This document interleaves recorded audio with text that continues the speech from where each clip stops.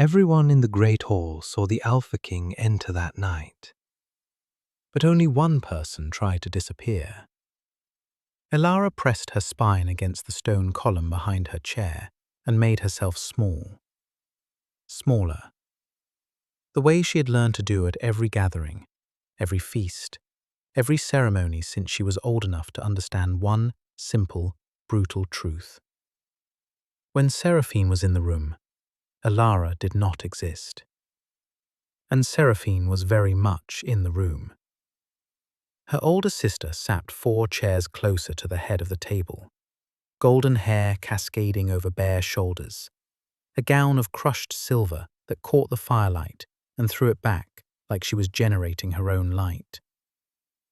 Their mother had positioned her there deliberately, close enough to the Alpha's empty chair to be noticed, far enough to seem demure, a calculated performance. Every pearl in Seraphine's hair had been chosen for this moment. Elara's dress was brown, not chocolate or mahogany or any of the words her mother might have used if she'd cared. Just brown. A dress that said, she came with the family, ignore her. And for 21 years, everyone had. Sit behind your sister, her mother had whispered at the door, fingers digging into Elara's arm hard enough to leave half-moon marks. If the Alpha King so much as glances in your direction, lower your eyes. You are not the daughter we are presenting tonight. Are we clear? Crystal clear. The same instructions she had received at every pack gathering since she turned 16. Seraphine was the offering. Elara was the shadow. But something was different about tonight. Something Elara couldn't name. A tension humming beneath her ribs. A heat at the back of her neck that had nothing to do with the fire pits blazing along the walls of the cavernous hall. She pressed her palms flat against her thighs and told herself it was nerves. It wasn't nerves. The doors at the far end of the hall didn't open. They were thrown open, both of them, simultaneously, by 2 guards who stepped aside like the air itself was making room. And Cale Draven walked through. The hall didn't fall silent.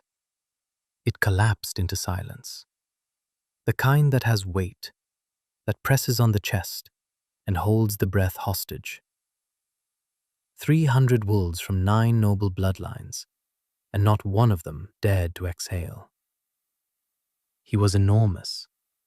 That was the first thing.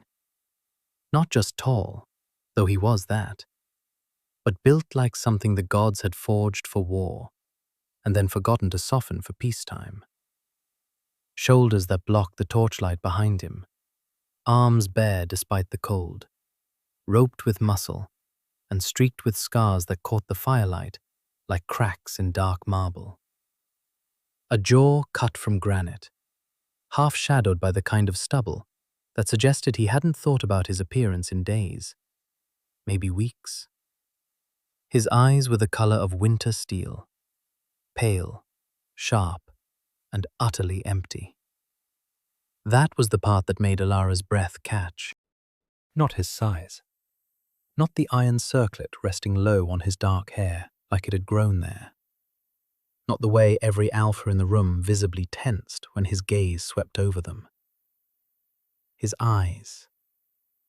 They were the eyes of a man who had stopped feeling anything a very long time ago. Elara knew those eyes. She had seen them in her own reflection on the worst nights. The ones where her mother's words landed like fists, and Seraphine's silence hurt worse than cruelty ever could. The nights where she taught herself to go still inside, to freeze everything, because feeling was a luxury she could not afford. The Alpha King of the Iron North looked exactly like a man who had frozen solid and never thawed. I know what that costs, she thought before she could stop herself. I know what it takes to look like that. She dropped her gaze immediately, stared at the wood grain of the table, counted the knots. This was not her night. This was not her moment. But that heat at the back of her neck was spreading.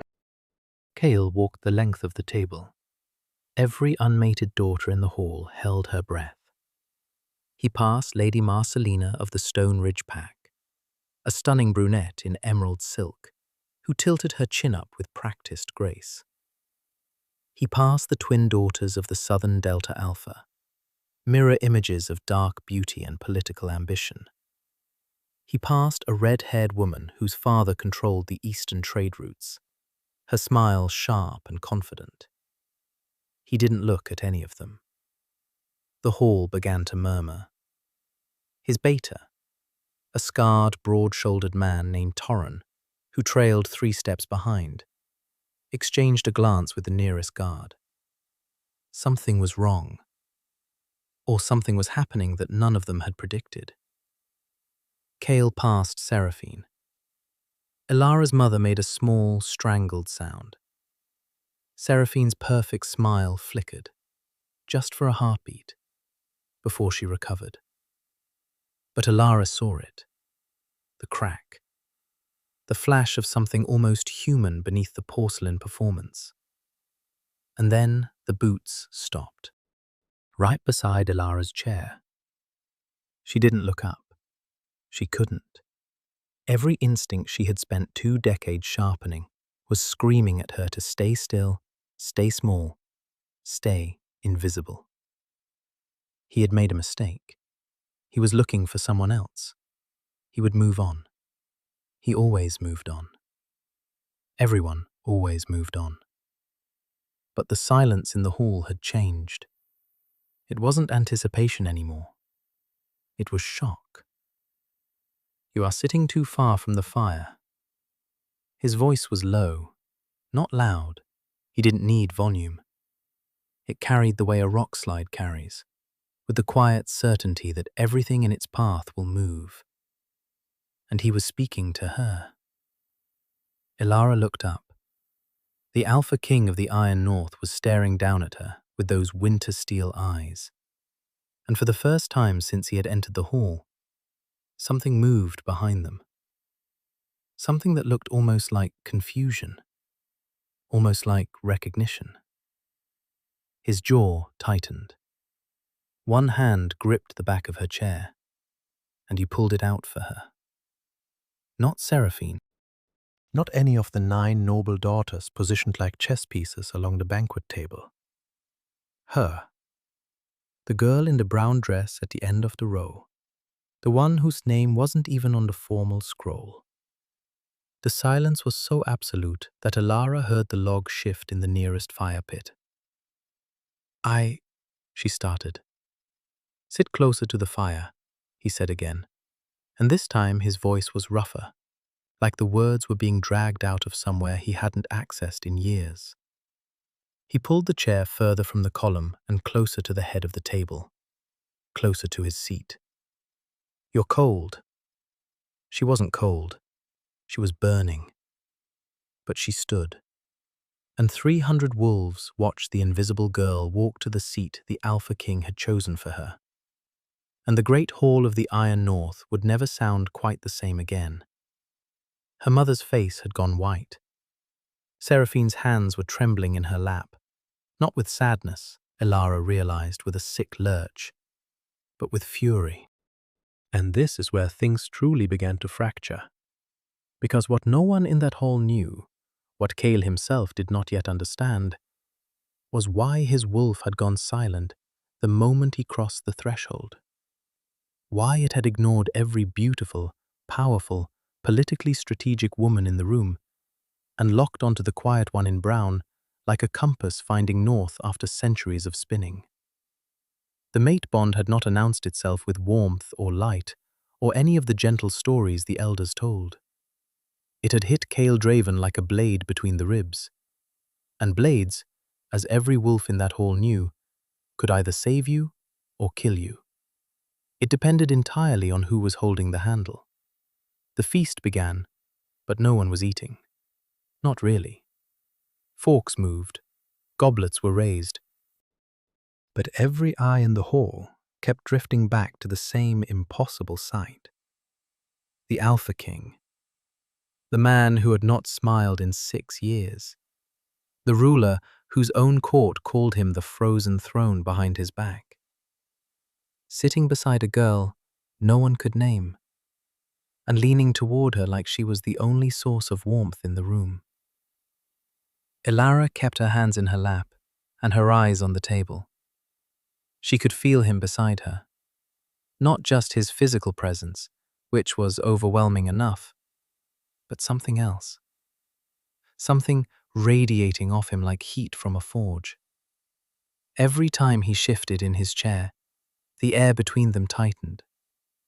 Every time he spoke to his beta, or nodded to a visiting alpha, she felt the absence of his attention like a change in temperature. This is a mistake, she told herself. He'll realize.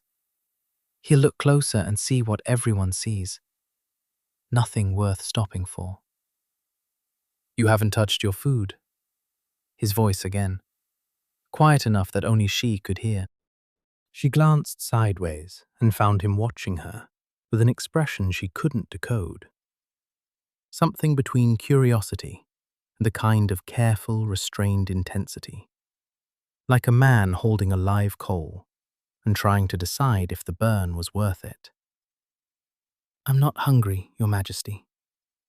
You're lying. Your hands are shaking. She looked down. He was right. She pressed them harder into her lap. When was the last time you ate?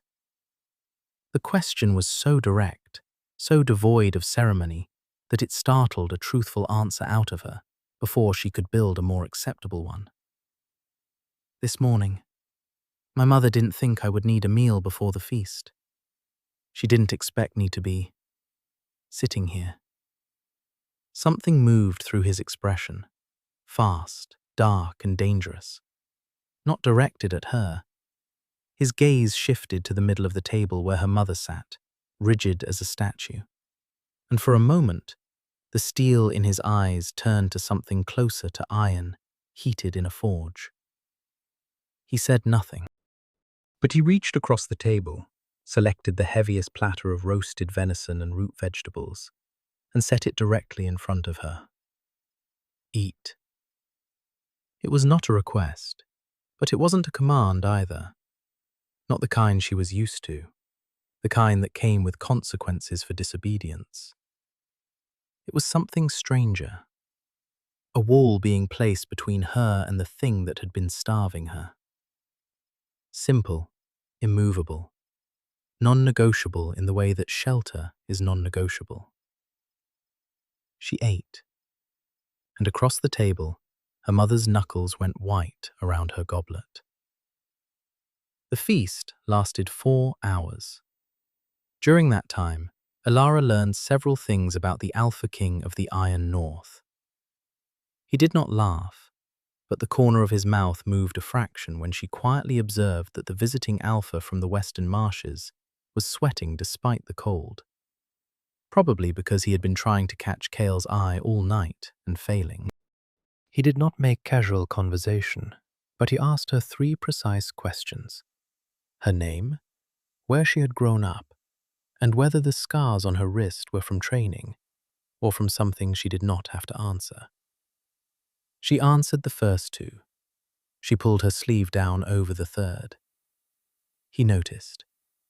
He said nothing, but his hand, resting on the table between them, curled slowly into a fist. And something else.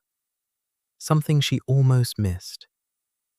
Every time the fire in the great pit dimmed, which it did periodically as logs burned down, the cold in the hall deepened, but not evenly.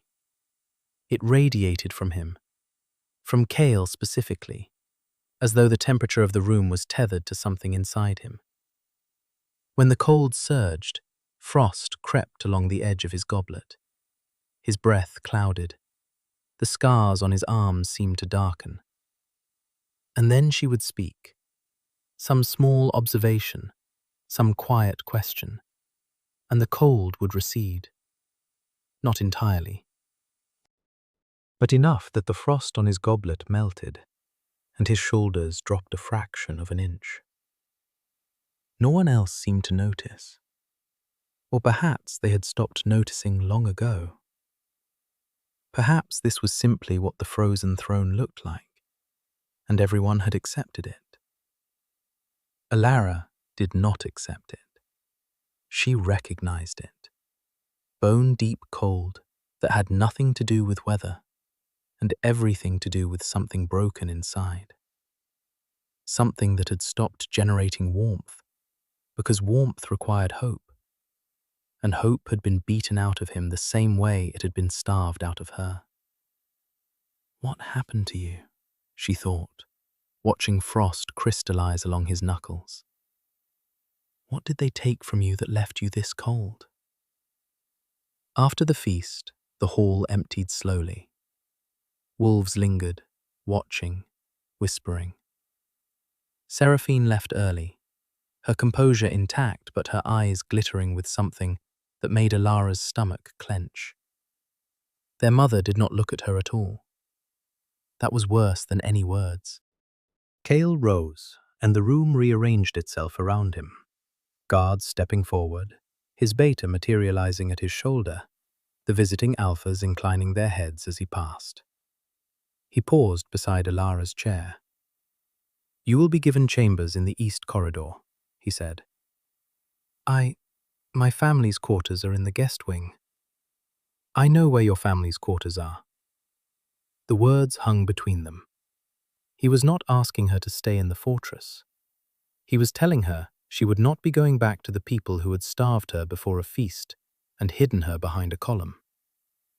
"Your Majesty, I don't understand why." "Neither do I." He said it so quietly that she almost didn't catch it. And then he was gone, the hall swallowing him in shadow and torchlight, and Alara was standing alone in a room full of dying embers, with her heart hammering so hard she could hear it in her ears. The east corridor was warm. That was the first thing she noticed. Warm in a way the rest of the fortress was not. A fire already burning in the hearth. Furs piled thick on the bed. A tray of food on the table. Bread, cheese, dried fruit, a pot of honey. Someone had prepared this before the feast.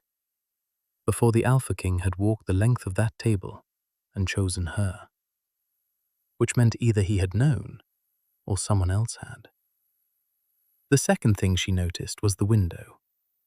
It overlooked an interior courtyard, and in the courtyard stood a garden, or what had once been a garden. Every plant was dead, not just dormant, not winter sleeping, but crystallized, frozen solid. Flowers trapped mid-bloom in shells of ice.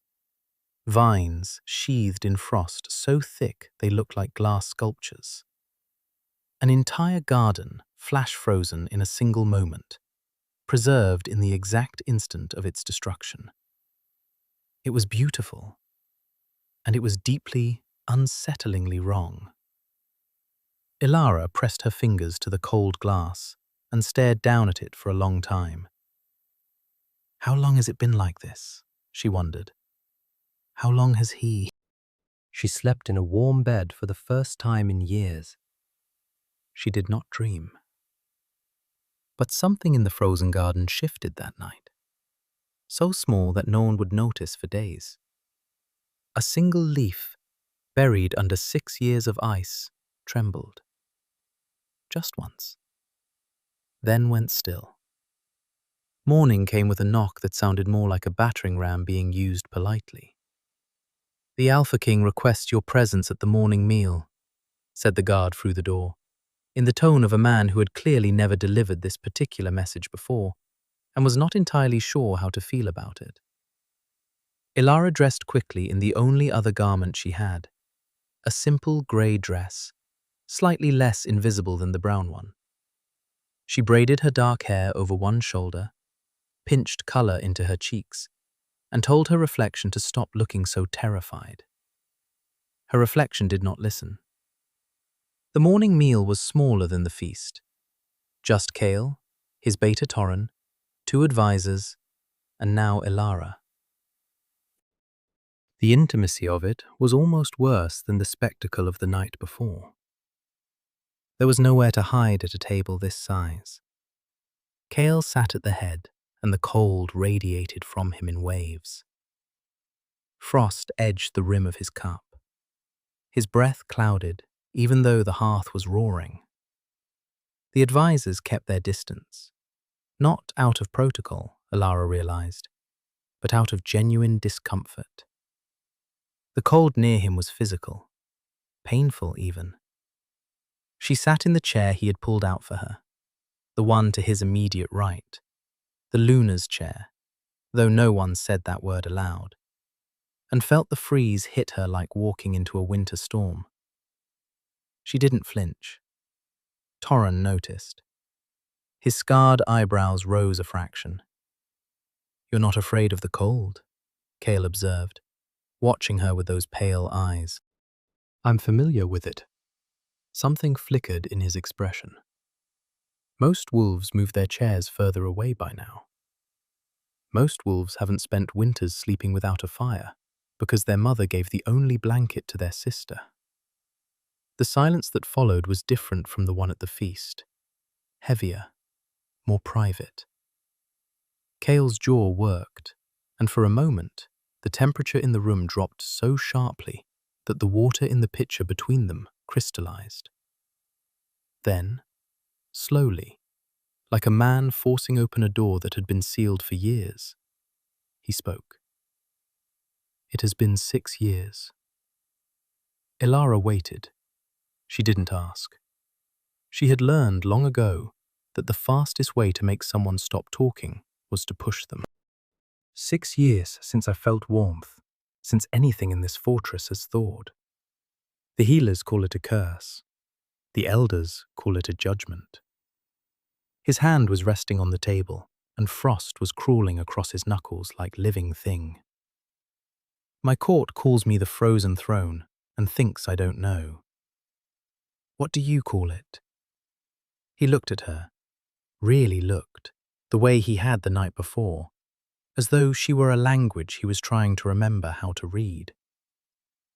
I call it what it is, a punishment. For what? His mouth opened, closed.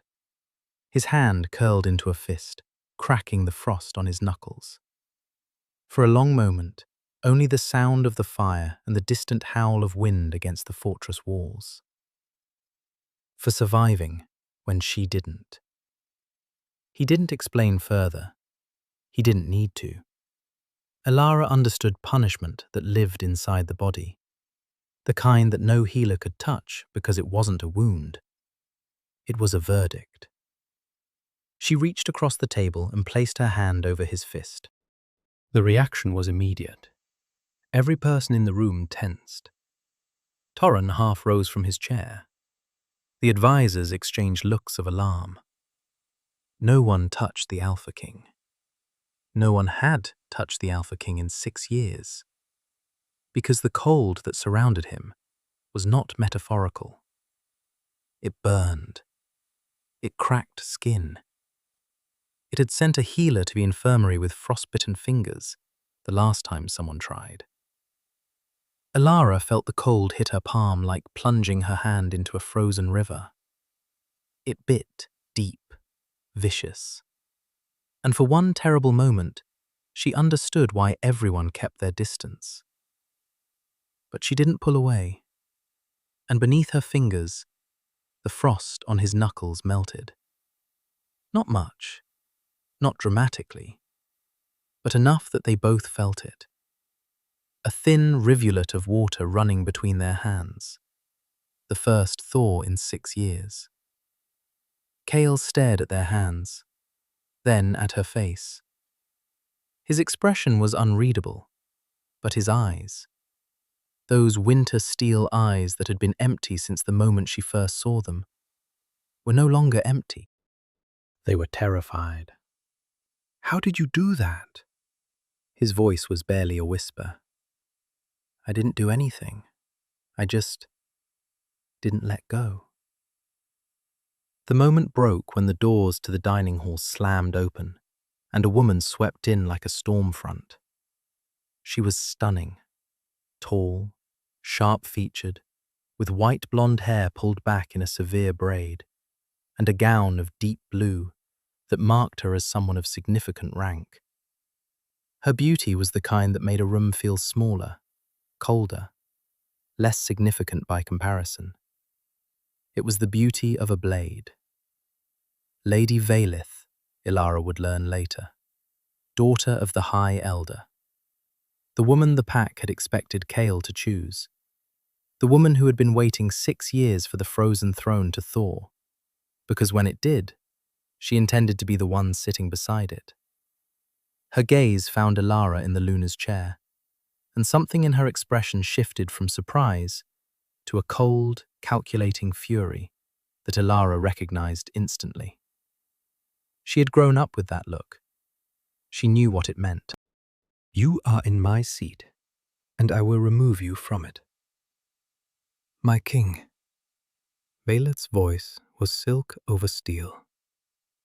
"I see you've brought a guest to the morning table. How charitable." "Lady Vailith." Kale's hand slid from beneath Ilara's, slowly, reluctantly, as though the warmth was something he was physically unwilling to release. "You were not invited to this meal." "I have attended every morning meal for 3 years, Your Majesty. I assumed the invitation was standing." "You assumed incorrectly. Today the table is full." The air between them crackled, not with the supernatural cold of the curse, but with something purely political.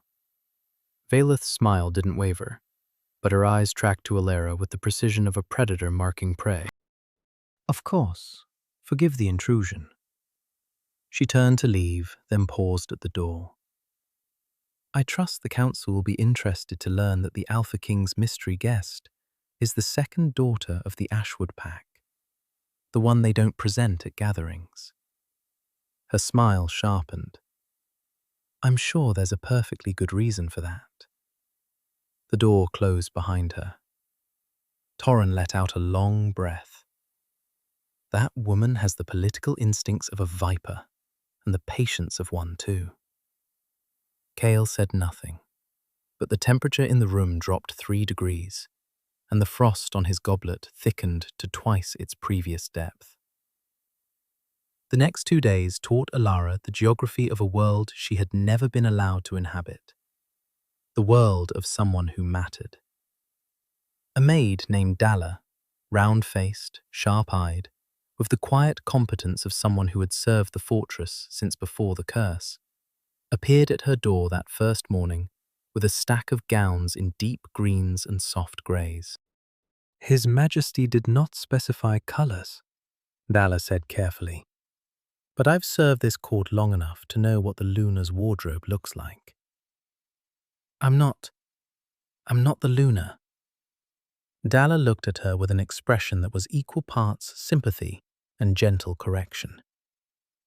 "You are sitting in the Luna's chair, wearing gowns from the Luna's wardrobe, sleeping in the Luna's chambers. The title will catch up to the reality soon enough." On the second day, Kale found her in the corridor outside the frozen garden. She had been standing at the window again, studying the crystallized roses, their petals perfectly preserved, impossibly detailed, as though the ice had loved them even as it killed them. "It happened the night she died," he said from behind her. She hadn't heard him approach, which should have been impossible given his size. But the man moved like a wolf in all ways. "My mother. She was the last Luna. She died in that garden, and I—" He stopped. His hand braced against the stone wall, and frost spread from his palm in jagged lines. "The curse was already in me, had been since I was a boy, a blood hex, placed by an enemy of my father's line. It lay dormant as long as I felt nothing deeply enough to trigger it, as long as I stayed controlled." His voice was steady, but his eyes were fixed on the frozen garden with an expression of such controlled anguish that Ilara felt her chest constrict. When my mother died in my arms, the grief broke the seal. The curse woke, and everything I touched turned to ice. 6 years, Elara whispered. 6 years. Every healer, every witch, every ancient remedy. Nothing works. The cold is not external. It radiates from inside me, from whatever the curse attached to. The healers believe it feeds on isolation. The more I withdraw, the stronger it grows. But the more I reach for warmth. He flexed his hand, and the frost on the wall thickened. The more it punishes the attempt. A trap. A perfect one. Suffer alone and freeze slowly. Reach for someone and freeze them too. Elara turned to face him. He was close, closer than she had realized. Close enough that she could see the individual crystals of frost forming along his jaw, the way his breath clouded between them, the tension in his shoulders that spoke of a man holding himself together through sheer, exhausted force of will. But the frost melted, she said quietly. When I touched your hand, it melted. His eyes dropped to her hand, then rose to her face. The conflict in his expression was so raw, it was almost violent. Hope fighting terror, fighting something older and deeper than both. I know, he said, and I need you to understand. If the curse is reacting to you, if the bond between us is somehow connected to this, then being near me may be the most dangerous thing you've ever done. The curse will not simply let itself be broken. It will fight, and it will use everything it has. Including you? His silence was the answer. She should have stepped back. Every survival instinct she possessed, the ones that had kept her alive through years of her mother's cruelty, her sister's shadow, the systematic erasure of her worth, screamed at her to retreat, to go back to being invisible. Invisible was safe. But she looked at the frozen garden, at the roses trapped mid-bloom, at the beauty preserved in the exact moment of its destruction. And she saw herself. She saw every moment she had frozen inside to survive. Every time she had stopped reaching, because reaching got her hurt. I've spent my whole life being told I'm not worth the risk, she said. I'm tired of believing it. She didn't touch him, not yet. But she didn't step back. And in the garden below, a second leaf trembled beneath the ice. If you're loving this story, tap the like button so I know to keep these coming. Now, back to the fortress. Because what happened next changed everything. By the third day, Valith struck. Elara was walking to the great hall when she found her path blocked by 4 wolves. Not guards, but ranked warriors from noble families loyal to the High Elder's line. They didn't touch her. They didn't need to. They simply stood in the corridor, shoulder to shoulder, and one of them, a lean, cold-eyed man with a scar bisecting his lip, spoke. The council has reviewed the guest registry. There is no formal invitation for a second daughter of the Ashwood pack. Your presence in the Luna's chambers is a violation of fortress protocol. You have 1 hour to collect your belongings and present yourself at the main gate. Elara's heart hammered, but something in her, the same something that had kept her hand on Kale's frozen fist when every nerve screamed to pull away, refused to buckle. By whose authority? The High Elder's. The High Elder does not outrank the Alpha King. The scarred man's expression shifted. He had expected compliance. He had expected the invisible girl in the brown dress to fold the way everyone assumed she would. The Alpha King is indisposed. Cold flooded Elara's veins. Not the supernatural kind, the human kind. Fear. What do you mean, indisposed? The curse accelerated this morning. He collapsed in the war room. The healers. Ilara was already running. She found him in his chambers. Not the formal ones, but a private room deep in the fortress that she shouldn't have been able to find, except that something was pulling her there. A thread behind her ribs. An invisible tether that led her through corridors she had never walked, past guards who stepped aside not because they recognized her authority, but because they recognized the look on her face. Kale was on the floor, not unconscious. Worse. He was conscious and frozen. Ice encased his hands, climbed his forearms, crept across his chest like living armor.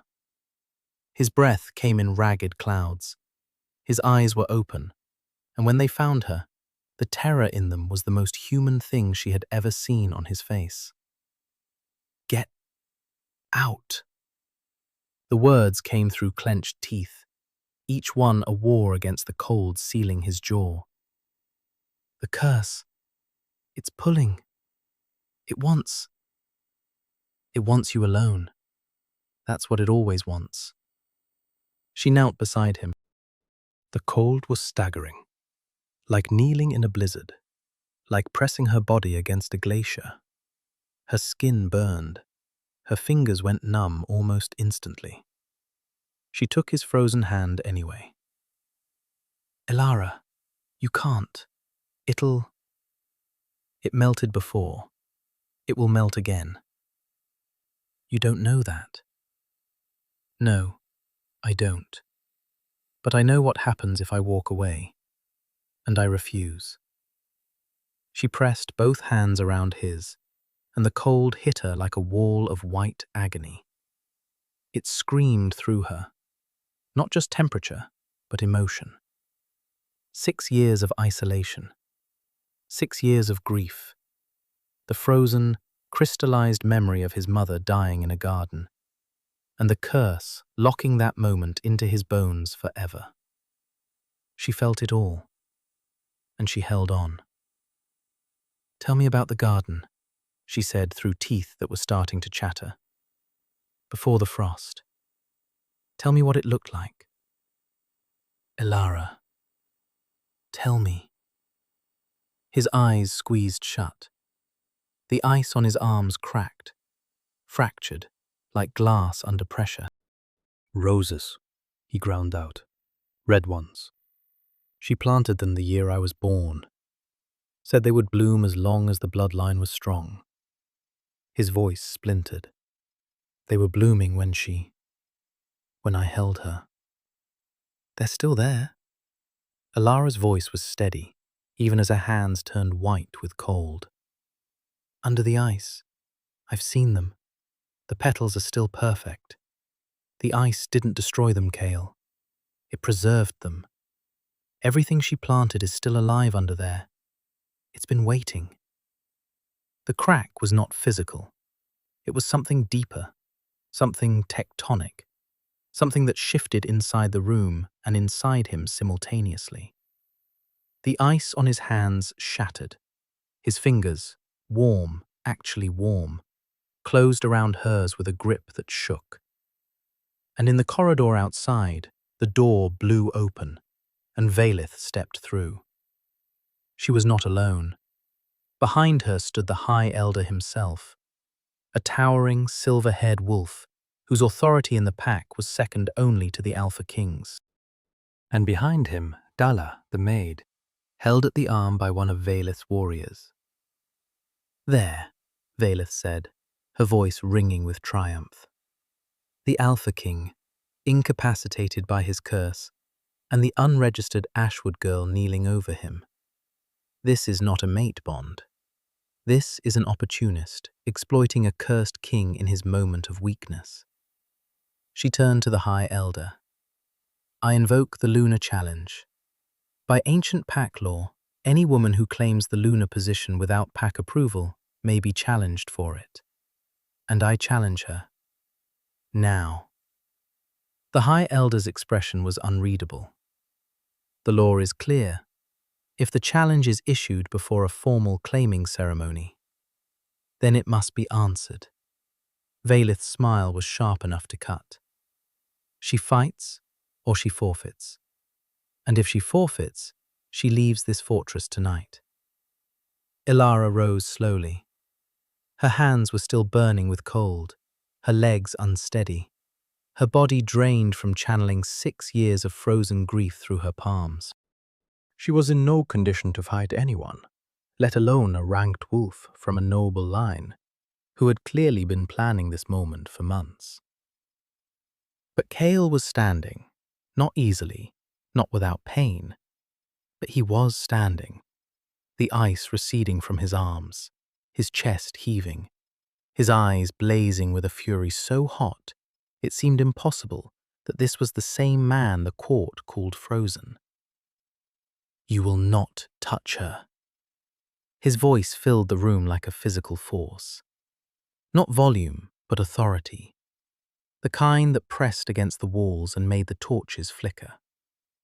"She is my fated mate. The bond is real. I felt it the moment I entered that hall. And every wolf in this room with any instinct left knows it.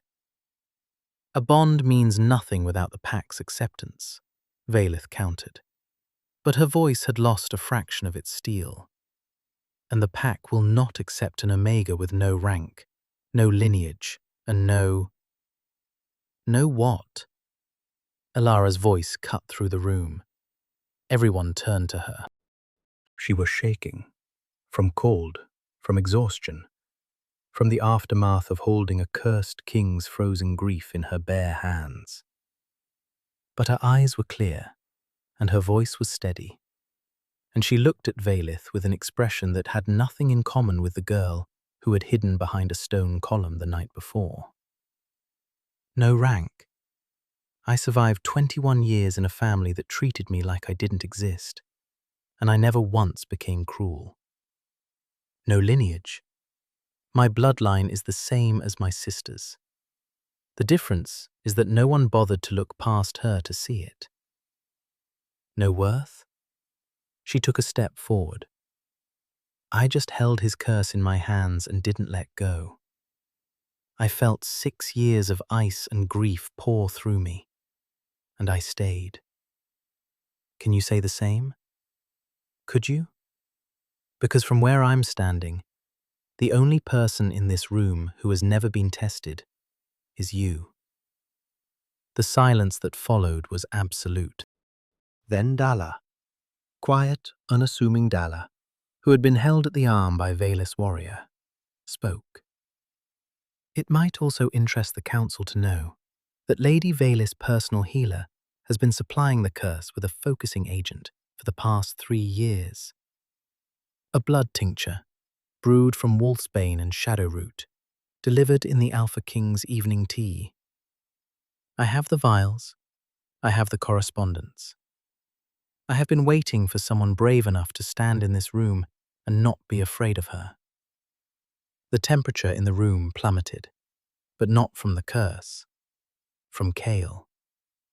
He turned to Vaelith, and the woman who had plotted and schemed and maintained his suffering for 3 years saw, for the first time, what it looked like when the frozen throne burned.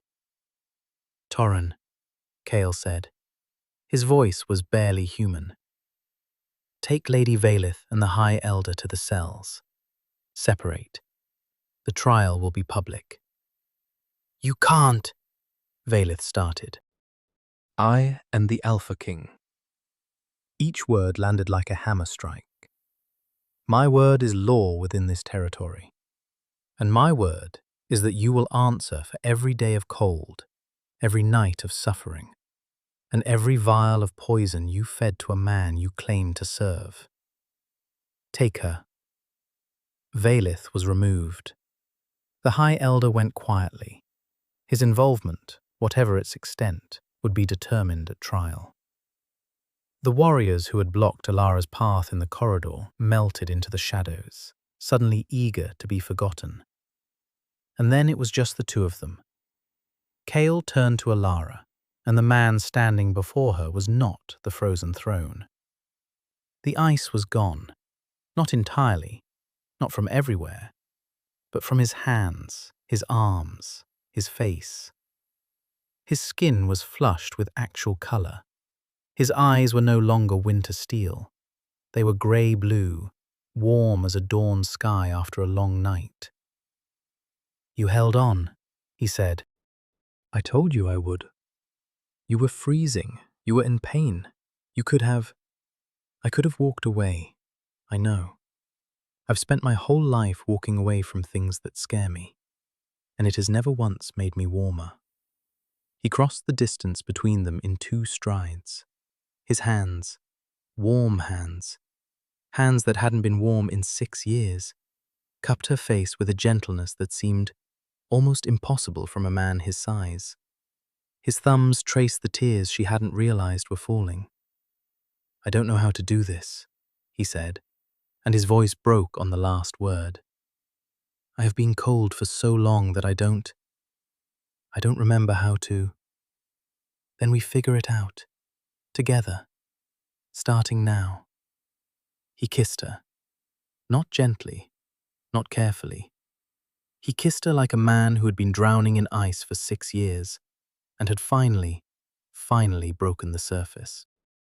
His arms wrapped around her, one around her waist, one cradling the back of her head, and he pulled her against him with a desperation that was more than romantic. It was existential. She was warmth. She was proof that warmth still existed. She was the first real thing he had felt since the night his world froze. And when they broke apart, both breathing hard, both trembling, the frost on the walls of his chamber had melted entirely. Water ran in thin streams down the stone. The fire in the hearth blazed higher than it had in years. From somewhere deep in the fortress, a sound that no one had heard in 6 years. The drip, drip, drip of ice melting in the courtyard garden. 3 months later, the garden bloomed. Not slowly, not tentatively. It erupted. Red roses burst from stems that had been encased in ice for 6 years, their petals richer and deeper than anyone remembered. Vines unfurled along the courtyard walls. Herbs pushed through thawed soil. The garden that Cale's mother had planted the year he was born came back to life in a single week, as though it had been holding its breath and finally exhaled. Elara stood in the center of it on the morning of her coronation. Luna of the Iron North, formally and publicly claimed before the entire pack, and ran her fingers along a rose that was still wet with the last of the melting frost. The ceremony had been simple. Cale did not do spectacle. He stood before 300 wolves and said her name, just her name, and then placed the lunar circlet on her head, with hands that did not shake, did not freeze, did not hesitate. The pack bowed, not all of them willingly, not all of them happily, but all of them completely. Because the woman who had held the curse in her bare hands and refused to let go had earned something that no title could confer and no challenge could take away. Valeth's trial had been public, as promised. The evidence was damning. 3 years of wolfsbane tinctures, secret correspondence with an enemy pack that had placed the original blood hex on Cale's bloodline, and the High Elder's complicity in maintaining the curse to keep Cale dependent on the Council's guidance. Valeth was exiled. The High Elder was stripped of rank and confined to the outer territories. The warriors who had served as their instruments quietly pledged their loyalty to the new Luna and hoped no one remembered their faces in the corridor that day. Dalla was promoted to head of the Luna's household. She accepted the position with the same quiet efficiency she brought to everything. And, if she allowed herself a small, satisfied smile when she passed Valeth's empty chambers, no one commented on it. The fortress was warm now. Not just the Luna's chambers, everywhere. The Great Hall, the corridors, the war room. Fire burned the way fire was supposed to burn, and the cold that had seeped from Cale's bones for 6 years was gone. completely, permanently gone. He still woke some nights reaching for the cold.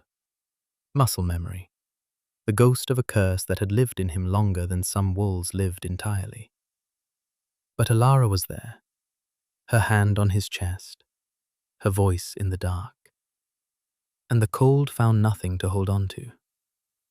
On the morning after the coronation, a letter arrived from the Ashwood pack, from her mother. Ilara read it in the garden, surrounded by roses.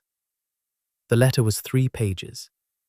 It contained an apology, stiff, formal, clearly agonized over, for years of neglect, for the brown dress, for the column, for the starving. It contained a request to visit. It contained a paragraph about Seraphine, who had apparently not spoken to their mother since the night of the feast, and had quietly begun training with the border guards, as far from the politics of presentation as she could get. Elara folded the letter carefully. She would respond eventually. Forgiveness was not a door she needed to slam shut or throw open. It was a path she would walk at her own pace, on her own terms, for the first time in her life. She was still sitting among the roses when Cale found her. He lowered himself onto the stone bench beside her, still enormous, still scarred, still the most dangerous wolf in the territory, and rested his head against her shoulder, like a man who had only recently remembered that resting was something he was allowed to do. "Your mother?" he asked, glancing at the letter. "She wants to visit." "And?" Ilara looked at the garden, at the roses his mother had planted, blooming wild and fierce and impossibly alive after 6 years of ice, at the frost that was gone, at the man beside her who was warm. "And I'll think about it, but not today." She leaned into him. "Today, the garden is blooming. That's enough." He pressed his lips to her temple. Warm, present, whole. In the distance, beyond the fortress walls, a wolf howled. Not in warning, not in grief, but in something that sounded, for the first time in 6 years, like joy. So, where are you listening from tonight? Drop it in the comments and tell me, which moment hit you the hardest? I read every single one. And if you're not subscribed yet, come on. You know you want to be here for the next one. Hit that button. I'll see you in the next story.